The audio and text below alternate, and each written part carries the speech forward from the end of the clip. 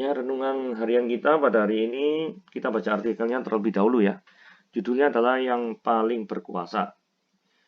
Diambil dari Yeremia 32 ayat 3 dikatakan, sebab Sedekia Raja Yehuda telah menahan dia di sana dengan tuduhan, mengapa engkau berbuat beginilah firman Tuhan, sesungguhnya aku menyerahkan kota ini ke dalam tangan Raja Babel, supaya ia mendudukinya. Dalam kampanye yang gencar ia lakukan, Takridunefres sempat memberikan pernyataan jika ia mendapatkan 500.000 suara dari pendukungnya, maka tidak ada yang bisa melengsarkannya dari kursi kepresidenan. Bahkan Tuhan sekalipun. Pada akhirnya, Nakrito berhasil memenangkan pemilu Brasil. Dia berhak menduduki kursi kepresiden, tetapi sebelum sempat dilantik, dia meninggal karena komplikasi. Sedekia menghukum Yeremia karena nubuatannya. Sekalipun Sedekia tahu bahkan mengakui Yeremia sebagai nabi utusan Allah, ia tidak menyatakan pengakuannya dengan tidak mempercayai nubuatan Yeremia. Sedekia dapat memenjarakan Yeremia karena ia memiliki jabatan. Mudah saja bagi Sedekia mengatur segala sesuatu seperti keinginannya. Begitulah kekuasaan yang diingini. Supaya dapat mengatur segala sesuatu suka hati, kekuasaan sanggup membutakan mata hati seorang, sehingga mereka lupa bahwa Tuhanlah memiliki kuasa tertinggi yang tidak tertandingi. Kekuasaan dapat membuat orang sombong, lupa diri, tidak mengakui bahwa semuanya itu terjadi atas kehendak Tuhan.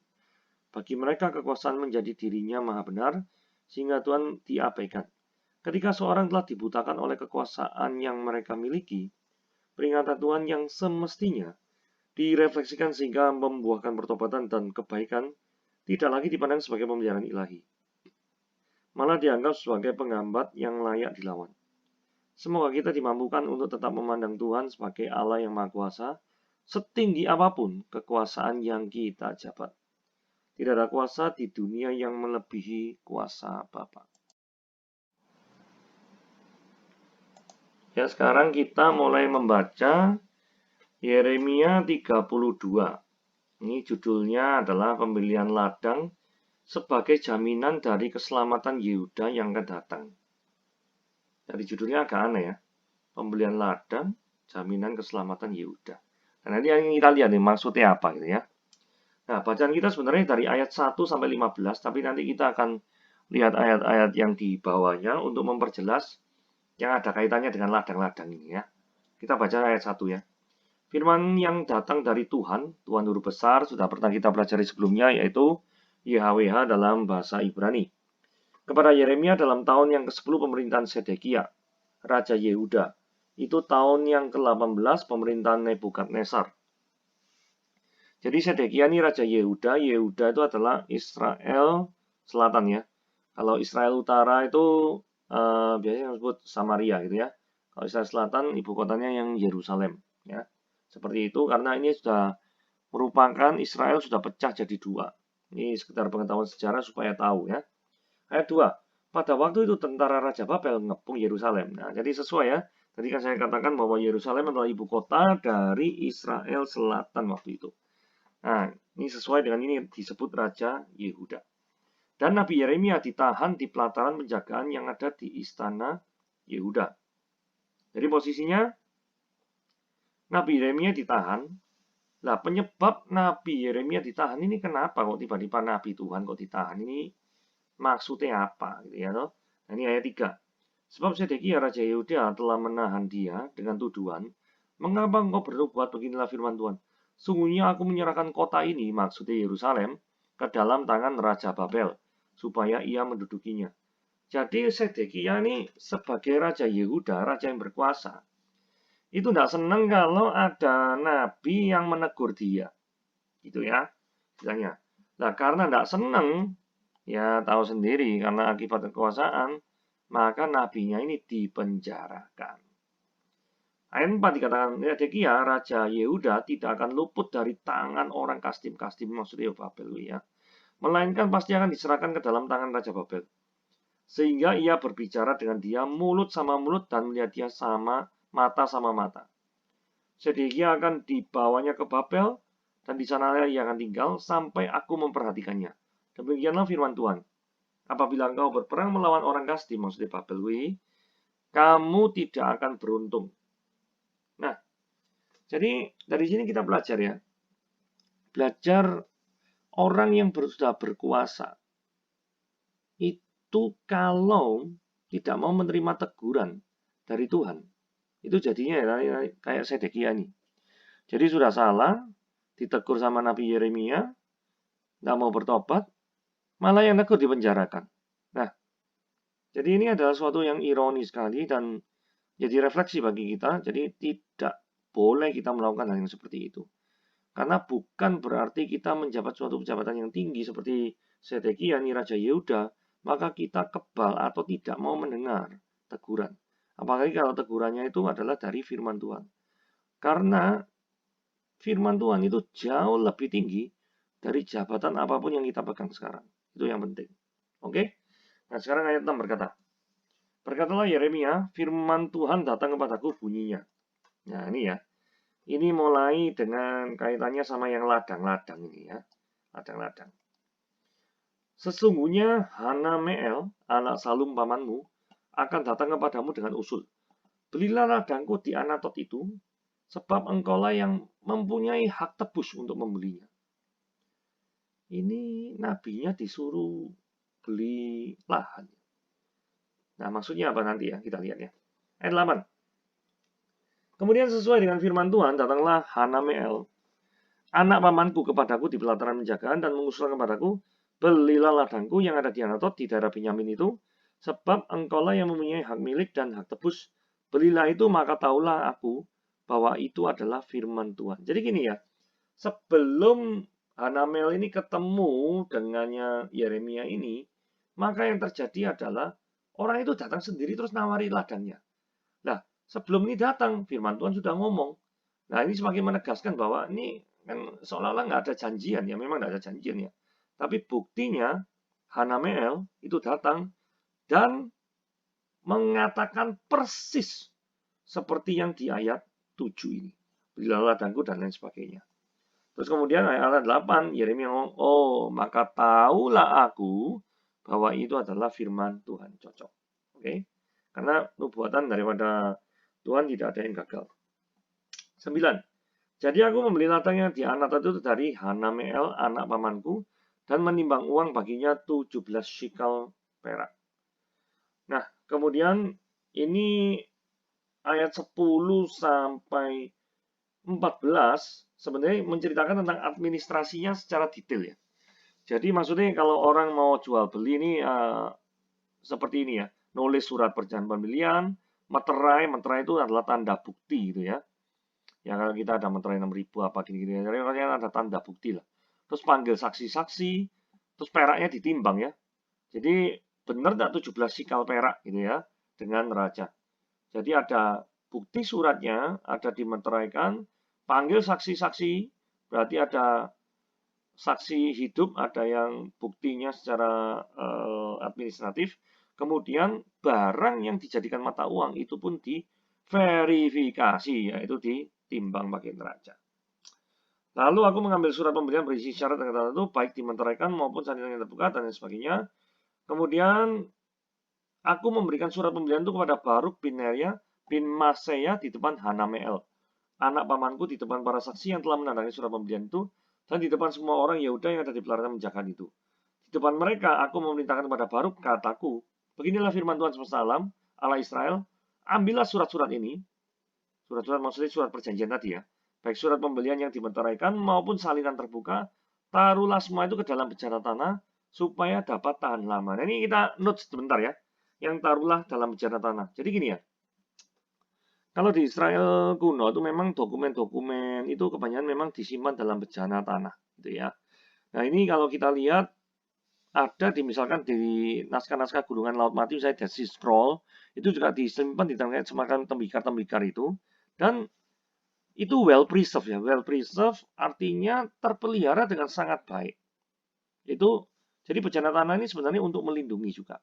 Tapi yang melindungi itu juga bukan cuma bejana tanah saja ya menurut saya ya. Karena humidity di Israel itu sangat kering sekali. Sehingga tidak seperti misalkan di negara tropis ya, itu kan basah. Kalau basah ya namanya sesuatu yang apa ya dari perkamen atau dari kulit-kulit yang bisa berdeformasi gitu ya, berubah bentuk kalau ada kadar air. Nah, karena iklimnya kering dan disimpan dalam bencana liat, maka naskah-naskah Laut Mati dan Sea Scroll itu tersimpan dengan baik. Nanti kapan-kapan kalau kita ada materi bibliologi, kita akan lebih banyak bicara tentang Dead Sea Scroll. Tapi kita hanya supaya tahu saja kebiasaan-kebiasaannya seperti apa gitu ya. Ayat 15. Sebab beginilah firman Tuhan semesta alam Allah Israel, rumah ladang kebun anggur akan dibeli pula di negeri ini. Nah, kalau kita baca ya, ini masalahnya ayatnya kan cuma ayat 1 sampai 15 ya bacaannya. Ini kita bingung ya. Ini kaitannya ladang ini apa nih? Sama keselamatan Yehuda. Gitu ya. Soalnya kan Yeremia kan cuma disuruh beli ladang. Terus cerita pertama itu menggambarkan bahwa Sedekia yang nggak mau taat, malah memenjarakan orang yang menegurnya, malah ia dikuasai oleh Raja Babel. Lah, dua cerita ini kelihatannya gak ada kaitan ya. Betul nggak? Kaitannya apa ya kira-kira ya? Nah, ini pentingnya ya. Kita harus lihat detail. Gitu ya. Karena kita loncat saja kepada gini ya. Nah, ini ya. Sebentar. Nah, ini ya. Ayat 31. Tuhan ngomong ini, ya kota ini, maksudnya Yerusalem ya, membagikan murka dan keamarahku mulai dari hari didirikannya sampai hari ini sebab aku harus menyingkirkannya dari hadapanku. Karena segala kejahatan yang dilakukan oleh orang Israel dan Yehuda menimbulkan sakit hatiku. Oleh mereka sendiri, raja-raja mereka, pemuka-pemuka mereka, imam. Wes pokoknya entah imam, pemuka, raja, orang biasa, nabi, semualah pokoknya menimbulkan segala sakit hati. Ya. Ayat 33, mereka membelakangi aku dan tidak menghadap kepadaku, sekalipun aku mengajar mereka terus-menerus, tiada mereka mau mendengarkan atau menerima pengajaran. Nah ini ya, berarti kita mulai tahu nih ya, oh ternyata Sedekia itu dihukum. Sedekia kan termasuk tuh, kan termasuk raja nih mereka nih, betul nggak? Nah, jadi Sedekia dihukum karena apa? Menimbulkan sakit hati bagi Tuhan. Diajar, ditegur terus-menerus, tapi tetap melakukan hal-hal yang menjijikan. Contoh nih ayat 34. Halnya contohnya apa sih penjijikan itu? Ini ya. Mereka menempatkan dewa-dewa mereka yang menjijikan di rumah yang atasnya namaku diserukan untuk menajiskannya. Jadi artinya kalau ada Allah lain di hadapan raja-raja ini atau orang Israel selain daripada Yehova Yahweh, maka itu adalah kejijikan. Nah ini dapat ditarik aplikasi pentingnya. Sesungguhnya yang jadi raja dalam kehidupan kita itu siapa sih? Benar Tuhan apa enggak? Kalau misalnya memang Tuhan, kita menyenangkan dia apa enggak? Sudah merajakan dia dalam setiap aspek kehidupan kita, iya apa enggak? Kalau misalkan enggak, berarti kita sama loh kayak ayat 34 ini. Jadi melakukan hal yang menjijikan, yang membuat Tuhan itu sakit hati. Karena apa yang kita lakukan selama ini. Jadi bagi kita yang selama ini tidak merajakan Tuhan dalam hidup kita, tidak menomorsatukan dia dari segala-galanya, maka cepat bertobat. Karena kalau tidak, mungkin hidup kita nanti berada kayak Sedekia.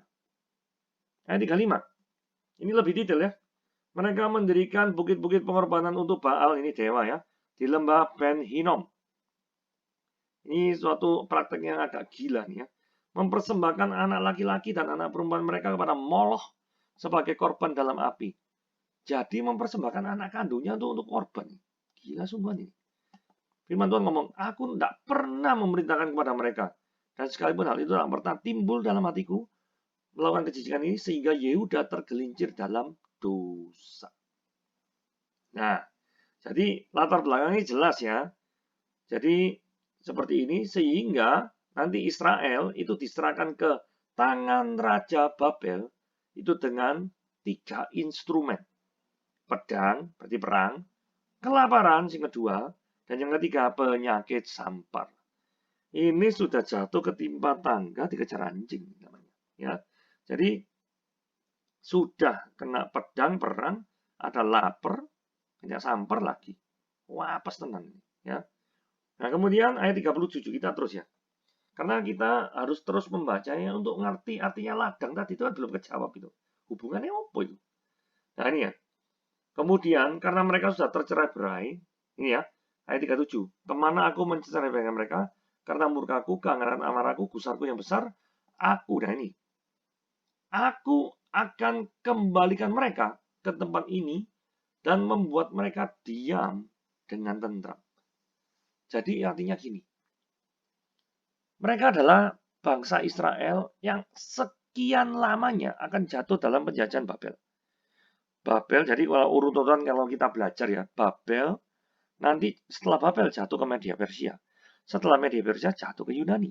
Setelah jatuh Yunani, jatuh lagi ke namanya Romawi. Nah, Romawi itu nanti di abad yang pertama zaman Yesus Kristus. Nah, itu masa-masa nanti perlu nanti kita bahas lagi ya. Tapi intinya mereka tetap dijajah. Terus terserak kanan kiri muka belakang. Nah, ada waktu ini nanti. Ayat 37b ini ya. Aku akan kembalikan mereka ke tempat ini. Ayat 38. Tidak cuma mereka dikembalikan, tapi mereka akan jadi umatku dan aku akan jadi Allah mereka. Jadi ada suatu pemulihan di sini. Ayat 39. Aku akan memberi mereka satu hati dan satu tingkah langkah, sehingga mereka takut kepadaku sepanjang masa untuk kebaikan mereka dan anak-anak mereka yang datang kemudian. Dan di sini kita lihat ya, ada suatu perubahannya. Asalnya itu membuat sakit hati ya tadi ya. Membuat sakit hati terus-menerus seperti ini ya. Menimbulkan sakit hatiku. Terus kemudian melakukan hal-hal yang menjijikan. Nanti Tuhan sendiri yang akan mengubah ayat 38. Mereka menjadi umatku dan aku akan jadi Allah mereka. Jadi kurang lebih kayak itu. Kemudian ini yang indah. 40. Aku akan mengikat perjanjian kekal dengan mereka dan tidak akan membelakangi mereka. Mereka akan berbuat baik dan menaruh takutku ke dalam hati dan lain sebagainya. Nah, sekarang kaitannya sama ladang dari tadi kan belum sempat. Ayat 43 ini dikatakan gini. Orang akan membeli ladang lagi di negeri ini yang kamu katakan. Itu tempat tandus tanpa manusia dan hewan. Itu telah diserahkan ke dalam tangan orang Kasdim. Maksudnya apa sih? Maksudnya gini ya. Pada waktu berita ini disampaikan, itu bangsa Israel kan tetap dalam diserang Babel. Nah, pada waktu diserang Babel yang orang Kasdim ini, kan tempatnya jadi tandus tanpa pengharapan. Nah, ketika Yeremia disuruh beli ladang, itu artinya gini. Suatu saat nanti, ladang itu, kalau misalkan yang tandus tadi kan nggak bisa dibeli. Nah, sekarang ada ladang lagi yang bisa dibeli. Nah, ketika ladang lagi bisa dibeli, artinya apa? Artinya yang tadi tandus tanpa manusia, karena diserahkan tangan orang-orang Kasdim, itu nanti orang Kasdim diusir, orang Kasdim akan pergi, dan orang-orang Israel kembali ke tanah mereka, dan yang terjadi adalah Israel itu dipulihkan. Jadi pembelian ladang di negeri itu adalah ilustrasi yang tadi diceritakan panjang lebar di ayat ke-38. Mereka akan jadi umatku, akan jadi Allah mereka, dan lain sebagainya. Ayat 44 memberikan penjelasan gini ya. Orang-orang akan membeli ladang-ladang dengan perak, menulis surat pembelian kayak tadi ya, memeteraikan dan memanggil saksi-saksi. Seperti yang tadi pernah bahas ya. Di kota-kota daerah, di tanah Negeb, sebab aku, nah ini kuncinya ya. Membeli ladang ini kaitan dengan ini ya. Sebab aku akan memulihkan keadaan mereka. Demikian firman Tuhan. Jadi jelas sampai di sini. Arti kaitannya pembelian ladang itu apa hubungannya sama Sedekia? Sedekia itu sudah memiliki hal yang buruk, melakukan hal yang menjijikkan di hadapan Tuhan. Mungkin ada di antara kita yang mungkin melakukan hal yang menjijikkan di hadapan Tuhan. Tetapi jangan khawatir, Tuhan yang kita percaya adalah Tuhan yang tidak meninggalkan kita, dan Dia akan memulihkan daripada kondisi kita, sama seperti yang diilustrasikan dalam orang yang membeli ladang kembali. Jadi dari sini sudah ada jawabannya. Apa kaitannya pembelian ladang itu dengan pemulihan? Terus kemudian kaitannya dengan cerita Sedekia tadi. Oke, hari ini adalah firman Tuhan, eksposisinya seperti itu. Dari sini kita belajar suatu hal yang penting. Untuk mengerti daripada suatu makna teks, maka kita harus melihat suatu konteks, di mana konteks paling tidak kita belajar satu perikop, baca keseluruhannya itu dengan holistik, maka kita akan mendapatkan arti yang sebenarnya. Oke, Tuhan Yesus memberkati.